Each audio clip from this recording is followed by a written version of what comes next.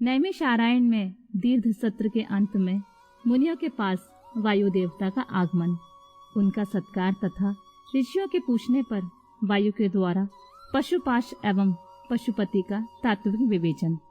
सूत जी कहते हैं, मुनीश्वरों, उस समय उत्तम व्रत का पालन करने वाले उन महाभाग महर्षियों ने उस देश में महादेव जी की आराधना करते हुए एक महान यज्ञ का आयोजन किया। वह यज्ञ जब आरंभ हुआ तब महर्षियों को सर्वथा आश्चर्यजनक जान पड़ा। तदनंतर समय बीतने पर जब प्रचुर दक्षिणाओं से युक्त वह यज्ञ समाप्त हुआ तब ब्रह्मा जी की आज्ञा से वायुदेव स्वयं वहां पधारे। उनको आया देख दीर्घकालिक यज्ञ का अनुष्ठान करने वाले वे मुनि ब्रह्मा जी की बात को याद करके अनुपम हर्ष का अनुभव करने लगे। उन सब ने उठकर आकाश जन्मा वायु देवता को प्रणाम किया और उन्हें बैठने के लिए एक सोने का बना हुआ आसन दिया। वायु देवता उस आसन पर बैठे। मुनियों ने उनकी विधिवत पूजा की। तदनंतर उन सब का अभिनंदन करके वे कुशल मंगल पूछने लगे। वायु देवता बोले, ब्राह्मणों, इस महान यज्ञ का अनुष्ठान पूर्ण होने तक तुम सब लोग सकुशल रहे ना? यज्ञहंता देवद्रोही दैत्यों ने तुम्हें कोई बाधा तो नहीं पहुंचाई? तुम्हें कोई प्रायश्चित तो नहीं करना पड़ा? तुम्हारी यज्ञ में कोई दोष तो नहीं आया? क्या तुम लोगों ने स्त्रोत और शस्त्र ग्रहों द्वारा देवताओं का, पितृकर्मों का, पितरों का भली भांति पूजन करके यज्ञ विधि का अनुष्ठान भली भांति संपन्न किया? इस महायज्ञ की समाप्ति हो जाने पर अब आप लोग क्या करना चाहते हैं? मुनियों ने कहा, प्रभु, हमारे कल्याण की वृद्धि के लिए जब आप स्वयं यहाँ आ गए हैं, जब अब हमारा सब प्रकार से कुशल मंगल ही है तथा हमारी तपस्या भी उत्तम होगी, अब पहले का वृतांत सुनिए। हमारा हृदय अज्ञान अंधकार से आक्रांत हो गया था। तब हमने विज्ञान की प्राप्ति के लिए पूर्व काल में प्रजापति की उपासना की। शरणागत वत्सल प्रजापति ने हम शरणागतों पर कृपा करके इस प्रकार कहा, ब्राह्मणों, रुद्रदेव सबसे श्रेष्ठ हैं, वही परम कारण हैं। उन्हें तर्क से नहीं जाना जा सकता। भक्तिमान पुरुष ही उनके स्वरूप को ठीक ठाक देखता और समझता है। भक्ति भी उनकी कृपा से ही मिलती है और उस कृपा से ही परमानंद की प्राप्ति होती है। अतः उनकी कृपा प्रसाद को प्राप्त करने के लिए तुम लोग नैमिषारण्य में यज्ञ का आयोजन करो। दीर्घ काल तक चलने वाले उस यज्ञ के द्वारा परम कारण रुद्रदेव की आराधना करो। यज्ञ के अंत में उन रुद्रदेव की कृपा प्रसाद से वायु देवता वहां पधारेंगे। उनके मुख से वहां तुम्हें ज्ञान लाभ प्राप्त होगा और उससे कल्याण की प्राप्ति होगी। महाभाग, ऐसा आदेश देकर परमेश्वरी ने हम सबको यहाँ भेजा। हम इस देश में आपके आगमन की प्रतीक्षा करते हुए 1 सहस्र दिव्य वर्षों तक दीर्घकालिक यज्ञ के अनुष्ठान में लगे रहे। अतः इस समय आपके आगमन के सिवा हमारे लिए कोई दूसरी प्रार्थनीय वस्तु नहीं है। दीर्घ काल से यज्ञ अनुष्ठान में लगे हुए उन महर्षियों का यह पुरातन वृतांत सुनकर वायु देवता मन ही मन प्रसन्न हो मुनियों से घिरे हुए वहां बैठे रहे। फिर उन सबके पूछने पर उनके भक्ति भाव की वृद्धि के लिए उन्होंने भगवान शंकर की सृष्टि आदि ऐश्वर्य को संक्षेप से बताया। नैमिषारण्य के ऋषियों ने पूछा, देव, आपने ईश्वर विषय ज्ञान कैसे प्राप्त किया तथा आप अव्यक्ता जन्मा ब्रह्मा जी के शिष्य किस प्रकार हुए?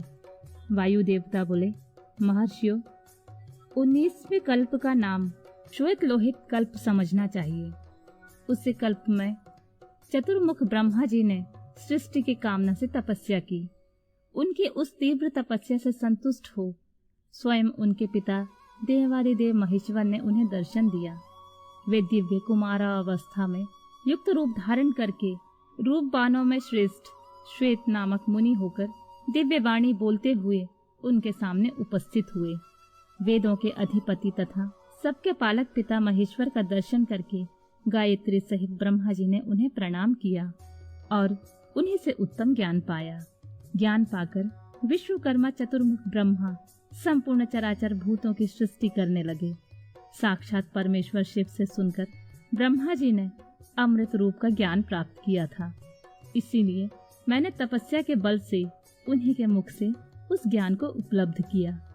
मुनियों ने पूछा, आपने वह कौन सा ज्ञान प्राप्त किया जो सत्य से भी परम सत्य और शुभ है तथा जिसमें उत्तम निष्ठा रखकर पुरुष परमानंद को प्राप्त करता है?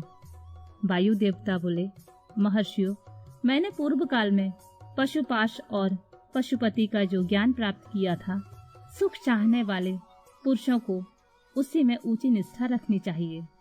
अज्ञान से उत्पन्न होने वाला दुख ज्ञान से भी दूर होता है। वस्तु के विवेक का नाम ज्ञान है। वस्तु के 3 भेद बताए गए हैं, जड़, प्रकृति, चेतन जीव और उन दोनों का नियंता परमेश्वर। इन तीनों को क्रम से पाश, पशु और पशुपति कहते हैं। तत्व पुरुष है प्रारंभ।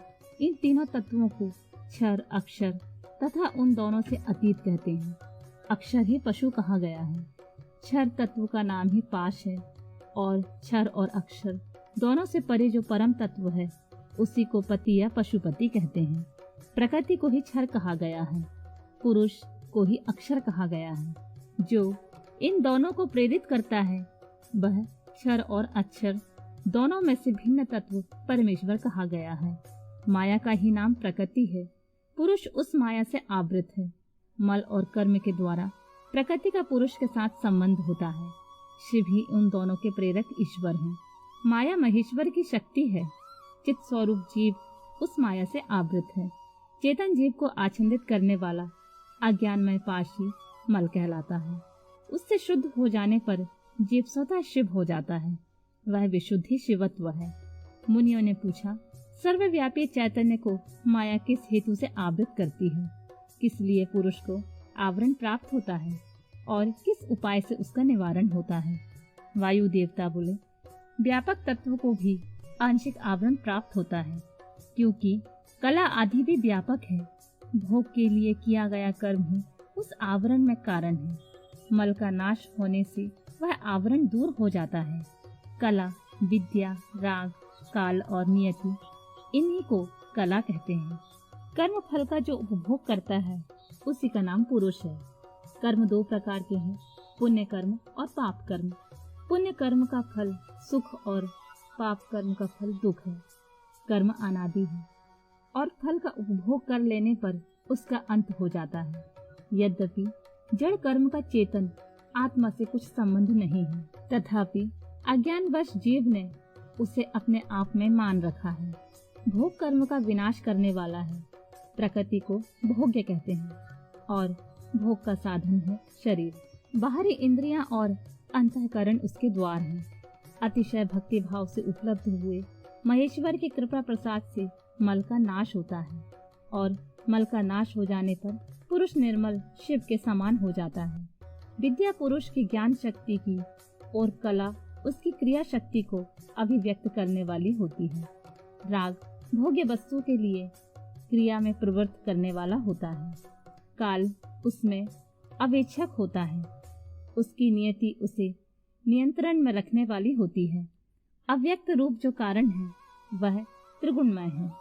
उसी से जड़ जगत की उत्पत्ति होती है और उसी में उसका लय होता है। तत्व चिंतक पुरुष उस अव्यक्त को ही प्रधान और प्रकृति कहते हैं। सत्व, रज और तम ये तीनों गुण प्रकृति से प्रकट होते हैं। तिल में तेल की भांति वे प्रकृति में सूक्ष्म रूप से विद्यमान रहते हैं। सुख और उसके हेतु को संक्षेप में सात्विक कहा गया है। दुख और उसके हेतु राजसकार हैं तथा जड़ता और मोह वे तमोगुण के कार्य हैं। सात्विक की वृत्ति ऊर्ध्व को ले जाने वाली है, तामसी वृत्ति अधोगति में डालने वाली है तथा राजसी वृत्ति मध्यम स्थिति में रखने वाली है।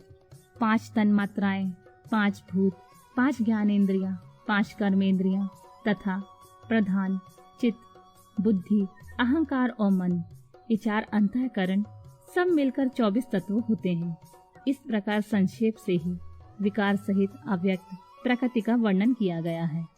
कारणावस्था में रहने पर इसे अव्यक्त कहते हैं और शरीर आदि के रूप में जब यह कार्यावस्था को प्राप्त होता है तब उसकी व्यक्त संज्ञा होती है।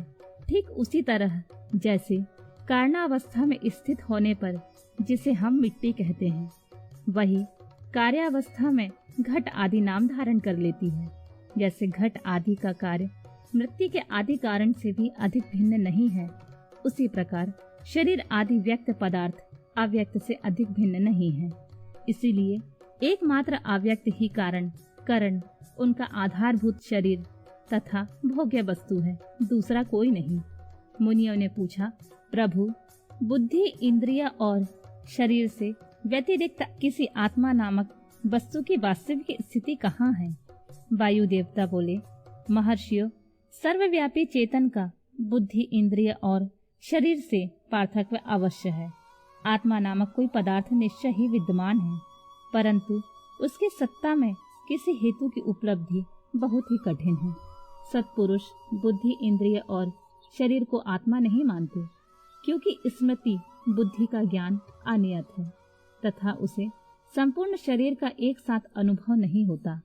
इसीलिए वेदों और वेदांत में आत्मा को पूर्वानुभूत विषयों का स्मरण करता संपूर्ण ज्ञेय पदार्थों में व्यापक तथा अंतर्यामी कहा जाता है। न यह स्त्री है, न पुरुष है, न नपुंसक ही है, न ऊपर है, न अगल बगल में है, न नीचे है और न किसी स्थान विशेष में है। यह संपूर्ण चल शरीर में अविचल, निराकार एवं अविनाशी रूप में स्थित है। ज्ञानी पुरुष निरंतर विचार करने से उस आत्म तत्व का साक्षात्कार कर पाते हैं। पुरुष का यह जो शरीर कहा गया है, इससे बढ़कर अशुद्ध, पराधीन, दुखमय और अस्थिर दूसरी कोई वस्तु नहीं है। शरीर ही सब विपत्तियों का मूल कारण है। उससे युक्त हुआ पुरुष अपने कर्म के अनुसार सुखी, दुखी या मूढ़ होता है। जैसे पानी से सींचा हुआ खेत अंकुर उत्पन्न करता है, उसी प्रकार अज्ञान से अप्रभावित हुआ कर्म नूतन शरीर को जन्म देता है। ये शरीर अत्यंत दुखों के आलय माने जाते हैं। इनकी मृत्यु अनिवार्य होती है। भूतकाल में कितने ही शरीर नष्ट हो गए और भविष्य काल में सहस्रों शरीर आने वाले हैं। वे सब के सब आकर जब जीर्ण शीर्ण हो जाते हैं, तब पुरुष उन्हें छोड़ देता है। कोई भी जीवात्मा किसी भी शरीर में अनंत काल तक रहने का अवसर नहीं पाता। यहाँ स्त्रियों, पुत्रों और बंधु बांधवों से जो मिलन होता है, वह पथिक को मार्ग में मिले हुए दूसरे पथिकों के समागम के ही समान है। जैसे महासागर में एक काष्ठ कहीं से और दूसरा काष्ठ कहीं से बहता आता है, वे दोनों काष्ठ कहीं थोड़ी दूरी देर के लिए मिल जाते हैं और मिलकर फिर बिछुड़ जाते हैं। उस प्रकार प्राणियों का यह समागम भी संयोग वियोग से युक्त है। ब्रह्मा जी से लेकर स्थावर प्राणियों तक सभी जीव पशु कहे गए हैं। उन सभी पशुओं के लिए यह दर्शन शास्त्र कहा गया है। यह जीव पाशों में बंधता है और दुख सुख भोगता है, इसलिए पशु कहलाता है। यह ईश्वर की लीला का साधन भूत है, ऐसा ज्ञानी महात्मा कहते हैं।